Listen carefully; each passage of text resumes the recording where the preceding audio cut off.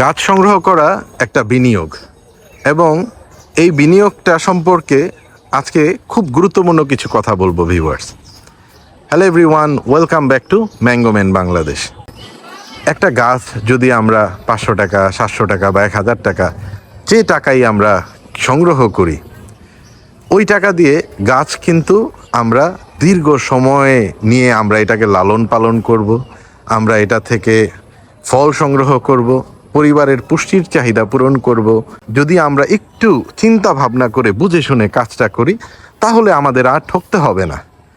তো আজকের এই জন্যেই আলোচনা যে আপনারা গাছ কেনার ক্ষেত্রে টাকা কম হোক বা বেশি হোক, যেটাই হোক, আপনারা অবশ্যই এটাকে বিনিয়োগ হিসেবে নেবেন। একটা বিনিয়োগ করার ক্ষেত্রে আপনারা যেভাবে সচেতনভাবে চিন্তা করেন, গাছের ক্ষেত্রেও আপনারা অবশ্যই সচেতনতা বজায় রাখবেন। চলুন ভিউয়ার্স, গাছ সম্পর্কে সবচেয়ে গুরুত্বপূর্ণ বিষয়ের মধ্যে একটি গাছের জিনোম সম্পর্কে আমরা আলোচনা শুরু করি। ভিউয়ার্স, আলোচনার স্বার্থে আমরা ধরে নেই আমাদের সামনের যে গাছটি আছে, এই গাছটি হচ্ছে ফ্লোরিডার একটি জাত এবং এটার নাম হচ্ছে কেরি।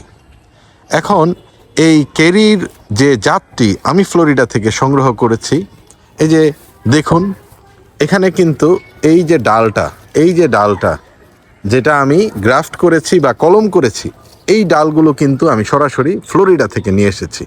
কেরির গাছ কিন্তু বাংলাদেশেও পাওয়া যায়।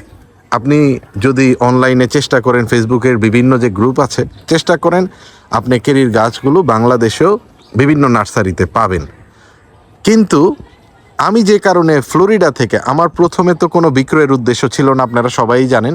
পরবর্তীতে যেভাবেই হোক এটা ট্রান্সফর্ম হয়েছে। তবে আমি যেটা আগেই বুঝেছিলাম, আমাদের বাংলাদেশে ফ্লোরিডা সহ বিশ্বের বিখ্যাত যে জাতগুলো পাওয়া যাচ্ছে, ওগুলার কোনো সোর্স পাওয়া যায় না। এখন আমি যে কেরির জাতটা ফ্লোরিডা থেকে এনেছি, এই কেরির জাতটা এই যে দেখেন, এখান থেকে কিন্তু আমি ডাল কেটে সায়ন সংগ্রহ করে আমি কিন্তু অলরেডি বিভিন্ন চারা করছি আপনাদের দেওয়ার জন্যে।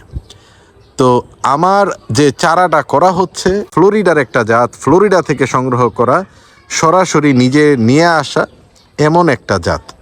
এবং বাংলাদেশে যে কেরিগুলো আপনারা পাবেন বা অন্যান্য জাতগুলো আপনারা পাবেন, ওইটার যদি আপনি সোর্সিং জানতে চান, তারা কিন্তু সোর্স বলতে পারবে না।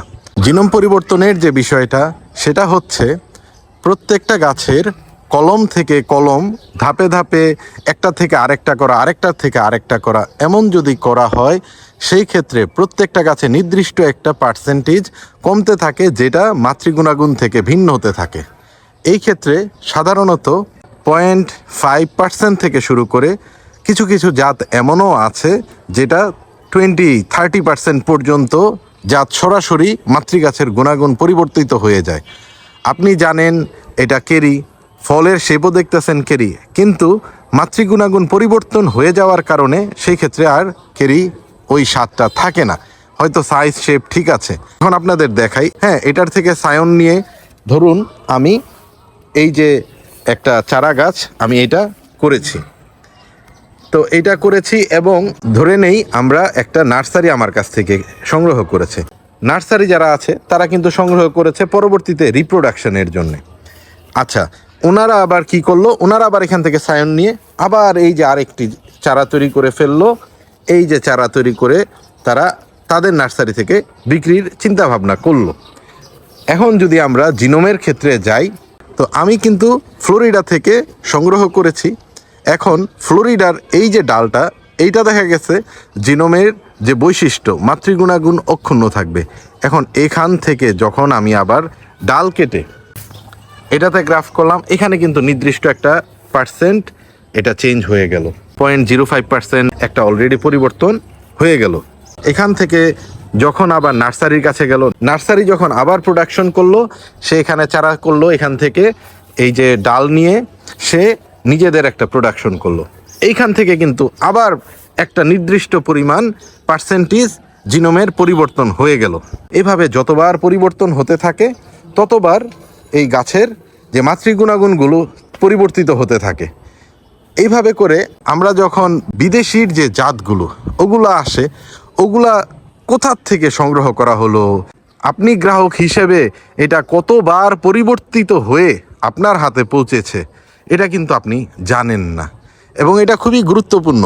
বিদেশি জাতগুলোর বৈশিষ্ট্য সম্পর্কে কিন্তু আমরা জানি না, এবং না জানার কারণে বাংলাদেশে যখন এটা কারো মাধ্যমে আসে, আমরা নাম দেখে নাম সর্বস্ব জাত যখন আমরা খরিদ করি তখন কিন্তু আমরা জানি না এই কেরির যে জাতটা এটা কিন্তু বাংলাদেশে পাওয়া যাচ্ছে। আমি যে জাতটা সংগ্রহ করেছি ফ্লোরিডা ফার্মসের মাধ্যমে আপনাদের কাছে সম্প্রসারণ করছি, এটা কিন্তু আমি আপনাদের অলরেডি দেখিয়েছি কার কাছ থেকে সংগ্রহ করেছি।